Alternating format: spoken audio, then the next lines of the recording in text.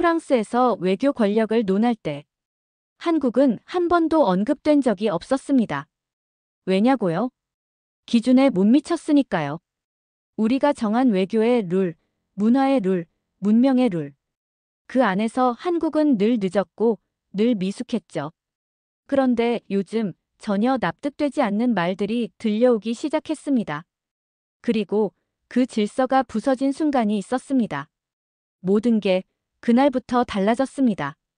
잠깐 1초 만에 누를 수 있는 좋아요 버튼을 꾹 눌러주시면 영상 제작에 아주 큰 힘이 됩니다. 저는 소피 마르셀입니다. 프랑스 외무부 문화외교 전략실에서 수석 고문으로 일하고 있죠. G7 문화전략 보고서 작성을 위해 서울로 파견되었습니다. 솔직히 말씀드리면 제가 아시아 문화외교에 대해 깊은 회의를 품고 있었어요. 유럽 중심의 문화교육을 받아온 저에게는 프랑스의 예술과 철학이 세계 문화의 기준이라는 인식이 자연스러웠거든요. 파리는 예술의 수도고 프랑스어는 가장 고상한 언어라 믿었습니다. 싱가포르 아시아 문화 교류 포럼에서는 겉으로만 개방을 강조하면서 실상은 자국 전통만 일방적으로 홍보했어요.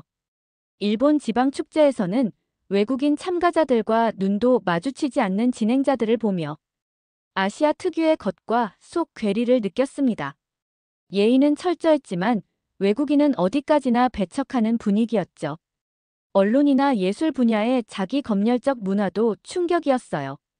회의에서 아무도 발언하지 않고 고개만 끄덕이던 동아시아 참가자들, 질문에도 피상적인 답변만 하는 모습을 보며 정치적으로는 안정적이지만 창의적이지 않다고 판단했습니다. 최근 외무부 회의나 주변 지인들 사이에 요즘 한국 문화가 대단하다는 말이 자주 오갔어요. 조카는 BTS를 따라 한국어를 배우기 시작했고 동료는 김치가 생각보다 맛있다며 한국 식당까지 추천했습니다. 하지만 저는 마음속으로 의심했죠. 그토록 전통에만 매달리던 한국이 정말 그럴 리가 있을까라는 생각이었어요. 저에게 한국은 여전히 오래된 전통에 갇힌 폐쇄적인 아시아 국가에 불과했습니다. 한국도 결국 비슷하겠지라는 확신 속에 저는 인천공항에 도착했습니다. 인천공항에 들어선 순간 예상치 못한 첫인상에 당황했어요. 너무도 질서정연하고 조용한 입국장이었습니다. 바쁘게 움직이지만 부딪히지 않는 사람들의 모습이 낯설 정도로 정돈된 풍경을 만들어냈죠. 무심결에 프랑스의 공항과 비교하게 되었어요. 파리 샤를 드골 공항은 언제나 혼잡했거든요. 종종 소매치기를 경계해야 했고 짐을 챙기느라 신경이 곤두서는 장소였습니다. 한 번은 출장 중 동료의 여권이 사라졌던 기억도 있어요. 그때였습니다.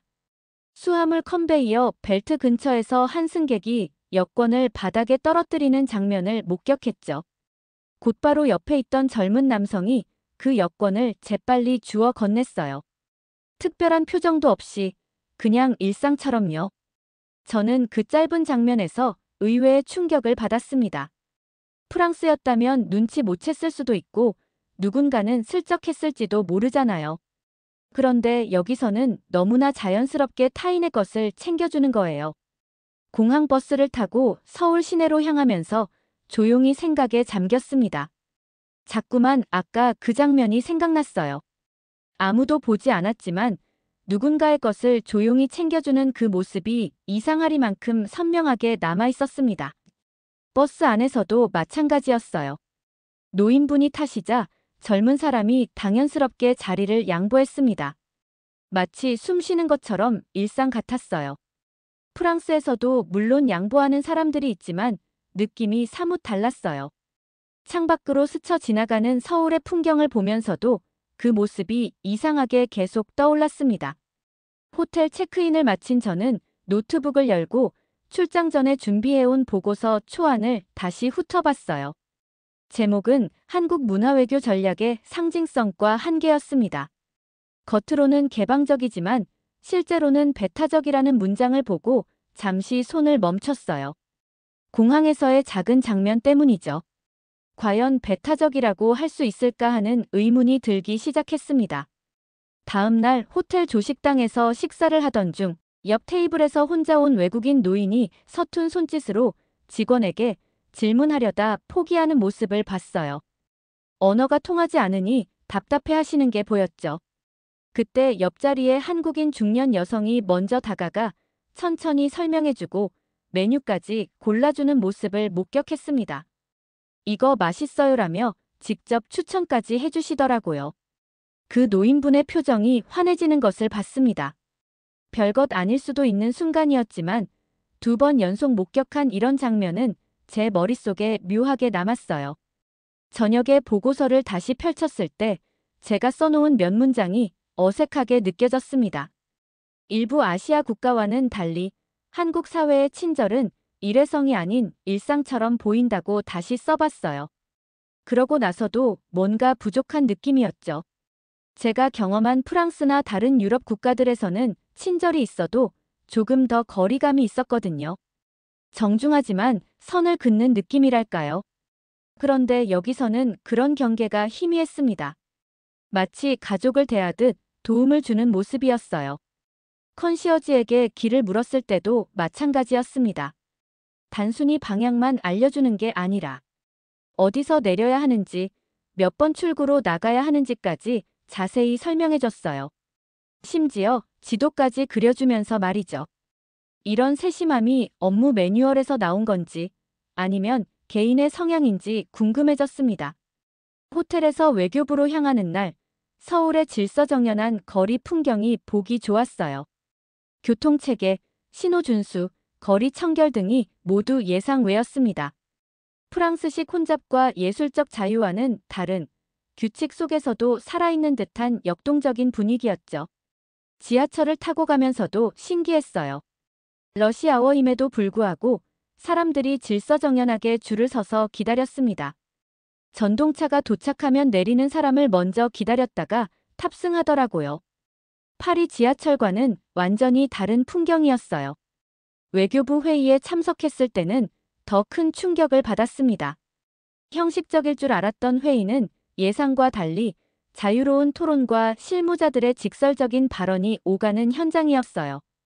젊은 외교관이 장관의 발언에 반론을 제기하는 장면을 봤을 때는 깜짝 놀랐습니다. 비판을 피하고 자기 생각이 없는 집단주의 문화라는 제 편견이 한순간에 무너졌어요. 그 부분은 현실적으로 어려울 것 같습니다라고 직접적으로 의견을 말하더라고요. 저는 아시아 문화가 권위를 절대시한다고 생각했는데 여기서는 나이나 직급에 관계없이 자유롭게 토론이 이뤄지고 있었어요. 회의 후 그 젊은 외교관이 다가와서 말했습니다. 혹시 저녁 시간 괜찮으시면 집에 오시겠어요? 저희 어머니가 직접 한식 차려주신다고 하네요. 프랑스에선 상상하기 어려운 초면의 외국 손님을 가족 식사에 초대하는 문화였죠. 조심스럽게 승낙했어요. 서울 외곽의 평범한 아파트에 도착했을 때 어머니께서 정성스럽게 차려진 집밥을 내주셨습니다. 가족들은 편안하게 저와 대화를 나눴어요. 문화와 정치 이야기도 스스럼 없이 오갔는데 모든 순간이 진심으로 느껴졌습니다. 프랑스 음식도 좋지만 우리 엄마 손맛은 어때요? 라며 웃으면서 말하는 모습에서 진정한 환대를 느꼈어요. 단순한 국가 이미지 홍보가 아니라 정말로 한 사람을 가족처럼 맞이하는 마음이었죠. 그날 밤 호텔로 돌아오면서 제 머릿속이 복잡해졌습니다. 겉은 친절하지만 속은 폐쇄적이라고 생각했던 아시아에 대한 편견이 완전히 틀렸다는 걸 깨달았거든요. 다음 날 개인적으로 경복궁을 방문했어요.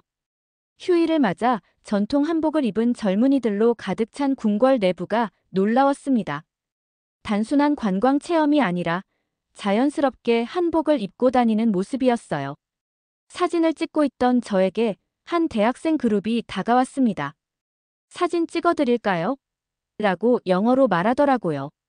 대화를 나누면서 궁궐의 역사와 한복색의 의미까지 설명해줬어요.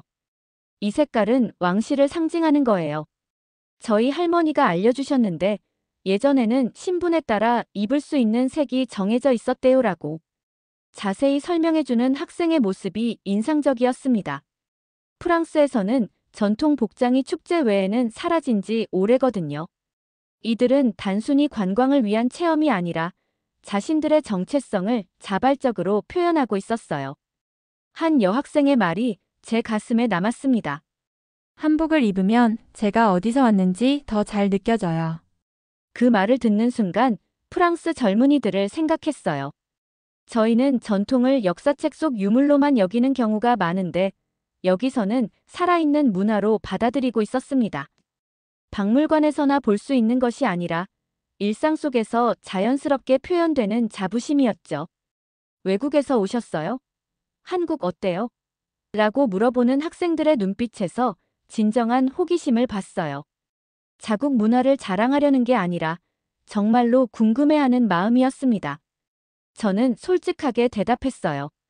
생각했던 것보다 훨씬 아름답고 사람들이 따뜻해요. 궁궐을 나오면서 든 생각은 이것이었습니다. 전통이 과거에 갇힌 것이 아니라 현재를 살아가는 사람들의 정체성과 연결되어 있구나. 젊은 세대가 주도하는 전통 문화의 생생한 재해석을 목격한 순간이었어요. 일정 없이 혼자 보내는 오후, 서울 북촌 인근을 걷다가 작은 동네 책방에 들르게 되었어요. 아기자기한 공간에 책들이 정성스럽게 진열되어 있었습니다. 책방 주인은 대학생으로 보이는 젊은 여성이었어요. 저는 영어책 코너를 둘러보다가 한국 문학 번역본에 대해 물어봤습니다. 그러자 그 여성이 갑자기 눈을 반짝이며 말했어요. 이건 제가 가장 좋아하는 책이에요. 주인공이 말하는 방식이 정말 한국적이면서도 보편적이거든요. 단순한 판매를 넘어서 책 속 문장을 암송하고 자신의 해석을 덧붙이더라고요. 여기 이 부분 보세요. 가족에 대한 그리움을 이렇게 표현했는데 읽을 때마다 울컥해져요. 라며 그 표현 하나하나에 개인적인 감정과 사유가 녹아 있었습니다. 상사의 지시가 아닌, 누구의 검열도 아닌, 자신의 언어로 문화를 해석하고 소개하는 태도는 프랑스에서조차 드물게 느껴지는 자유로움이었습니다. 이 작가는 일제강점기를 배경으로 썼는데 단순히 아픈 역사만 다룬 게 아니라 그 시대를 살아간 사람들의 일상을 그려냈어요. 라고 설명하는 모습에서 깊이 있는 사고를 봤습니다. 정치적 올바름이나 사회적 기대에 맞추려는 게 아니라 정말로 느낀 바를 솔직하게 표현하고 있었어요. 커피를 마시며 더 대화를 나눴는데 그 학생은 자신이 좋아하는 시인의 작품도 들려줬습니다. 요즘 젊은 작가들이 쓰는 시는 어르신들이 이해하기 어려워하세요. 하지만 저는 우리만의 언어로 우리 이야기를 해야 한다고 생각해요. 라고 말하더라고요. 책방을 나오면서 생각했어요. 아시아는 자기 검열적이라는 제 편견이 얼마나 잘못되었는지를 깨달았습니다. 젊은 세대의 자율적 감정 표현과 사고의 깊이가 제가 경험한 어떤 문화보다도 자유로웠거든요.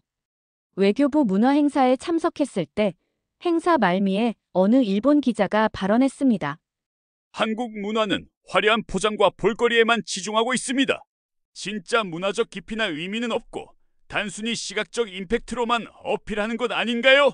저는 처음에 고개를 끄덕였어요. 어느 정도 일리가 있다고 생각했거든요.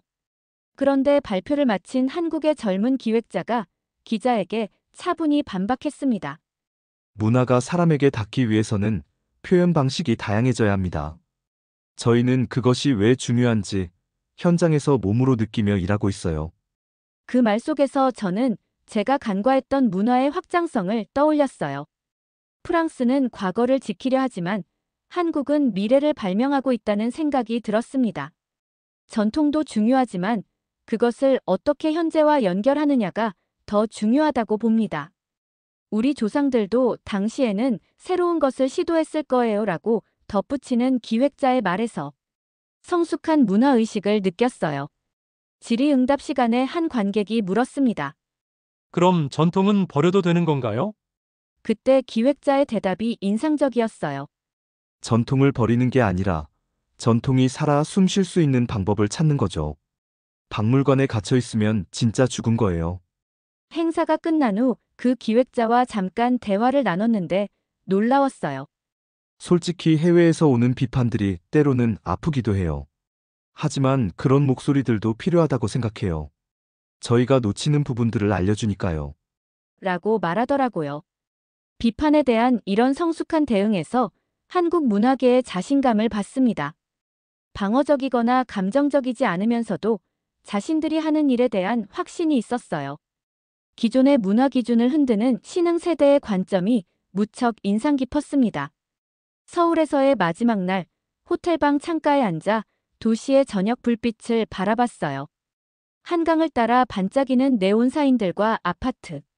단지의 따뜻한 불빛들이 어우러진 풍경이 파리와는 전혀 다른 매력을 발산하고 있었습니다. 공항에서 마주친 첫 장면부터 책방에서의 대화까지 모든 순간이 퍼즐처럼 연결되기 시작했어요. 짐을 정리하면서 이번 출장에서 받은 작은 선물들을 보니 웃음이 났습니다. 외교관이 주신 전통차 세트, 책방 학생이 추천해준 한국 시집, 한복 입은 대학생들이 써준 경복궁 엽서까지. 이 모든 것들이 단순한 기념품이 아니라 진심 어린 마음의 표현이었다는 걸 이제야 깨달았어요. 노트북을 열고 보고서 파일을 다시 폈습니다. 처음에 제목 한국 문화외교 전략의 상징성과 한계는 사라지고 새 제목이 떠올랐어요. 진심이 문화가 되는 나라, 한국이었습니다. 제목을 바꾸고 나니 마음이 한결 가벼워졌어요. 보고서의 서두에는 이렇게 적었습니다. 문화는 제도나 전략이 아니라 그 사회를 살아가는 사람들의 태도와 일상에서 비롯됩니다. 한국은 그것을 말이 아닌 방식으로 증명해냈어요. 키보드를 두드리면서 제가 경험한 모든 순간들이 생생하게 되살아났습니다. 한국의 문화외교는 정부 차원의 기획이나 홍보에서 나오는 것이 아니다라고 썼어요. 지하철에서 자리를 양보하는 시민, 외국인에게 길을 친절하게 알려주는 상인, 자신의 전통을 자랑스럽게 소개하는 젊은이들, 이 모든 개개인의 행동이 바로 한국의 진정한 문화외교다. 제가 경험한 모든 순간들을 되짚어보니 하나의 패턴이 보였어요. 정책이나 홍보가 아니라 개개인의 진정성에서 우러나오는 문화의 힘이었습니다. 공항에서 여권을 주워준 사람, 조식당에서 외국인을 도운 여성, 한복을 입고 자부심을 표현하는 젊은이들, 책방에서 문학을 사랑하는 학생, 회의에서 당당히 자신의 의견을 말하는 외교관, 가족처럼 따뜻하게 맞아준 평범한 가정까지. 이들은 누구의 지시를 받지도 않았고 매뉴얼을 따르지도 않았다고 보고서에 적었습니다. 그저 자신들이 살아온 방식대로 타인을 배려하고 자신의 문화를 사랑하며 살아갈 뿐이었다. 그런데 바로 그것이 세계가 한국에 매료되는 진짜 이유였다. 프랑스에서는 문화를 지키는 것에 집중했다면 한국에서는 문화를 살리는 것에 집중하고 있었어요. 전통을 박물관에 보관하는 것이 아니라 일상 속에서 숨쉬게 하고 있었습니다.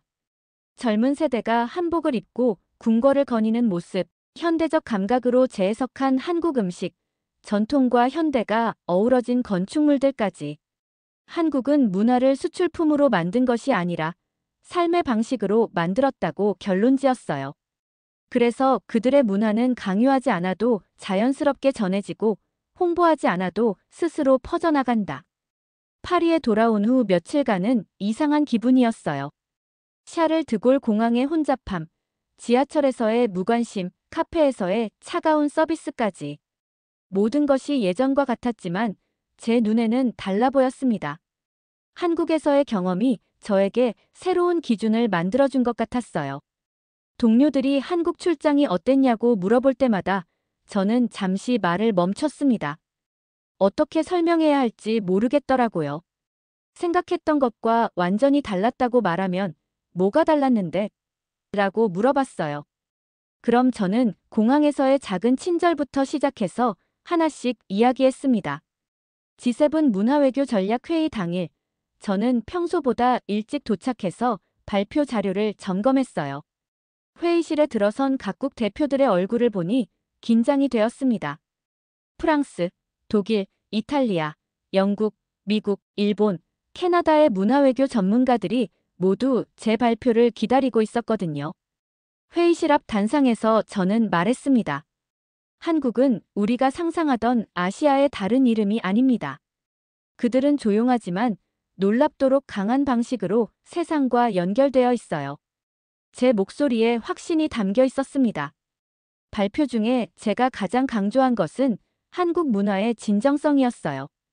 그들의 문화 외교는 전략이 아니라 일상입니다. 사람들의 태도 자체가 문화가 되어 세계로 전해지고 있어요. 우리가 배워야 할 것은 그들의 정책이 아니라 그들의 마음가짐입니다. 독일 대표가 질문했어요. 구체적으로 어떤 부분이 우리와 다르다고 보십니까? 저는 준비한 답을 했습니다. 우리는 문화를 보호하려 하지만 그들은 문화를 공유하려 합니다. 우리는 전통을 지키려 하지만 그들은 전통을 살리려 해요. 그 차이가 결국 문화의 확산력을 결정하는 것 같습니다. 이탈리아 대표가 고개를 끄덕이며 말했어요. 흥미롭네요. 그럼 우리도 그런 방식을 도입할 수 있을까요? 저는 잠시 생각한 후 대답했습니다. 제도나 정책으로는 불가능할 것 같아요. 이건 사회 전체의 문화적 DNA 같은 거거든요. 하지만 우리가 문화를 바라보는 관점은 바꿀 수 있을 것 같습니다. 발표가 끝난 후 회의실에는 짧은 정적이 흘렀어요. 그리고 이어진 질문은 단 하나였습니다. 미국 대표가 말했어요. 그 한국 우리도 배워야 하지 않겠습니까? 그 순간 저는 확신했어요. 제가 본 한국은 단순히 성공한 문화 수출국이 아니라 문화가 무엇인지를 새롭게 정의하고 있는 나라라는 것을 말이죠. 사람의 마음에서 시작되어 세계로 퍼져나가는 그런 문화의 가능성을 보여주는 곳이었습니다. 회의가 끝나고 파리 거리를 걸으면서 생각했어요. 이번 출장은 제게 단순한 보고서 작성 이상의 의미를 갖게 되었습니다. 문화에 대한 그리고 사람에 대한 제 시각을 완전히 바꿔놓았거든요. 한국에서 만난 그 모든 평범한 사람들이 저에게 가르쳐준 것은 진정한 문화는 정책에서 나오는 것이 아니라 일상에서 나온다는 것이었어요. 오늘의 사연은 여기까지입니다. 구독과 좋아요는 영상 제작에 아주 큰 힘이 됩니다. 지금까지 감동북이었습니다. 긴 영상 끝까지 시청해주셔서 정말 감사합니다. 내일 더 좋은 이야기로 찾아뵙겠습니다. 감사합니다.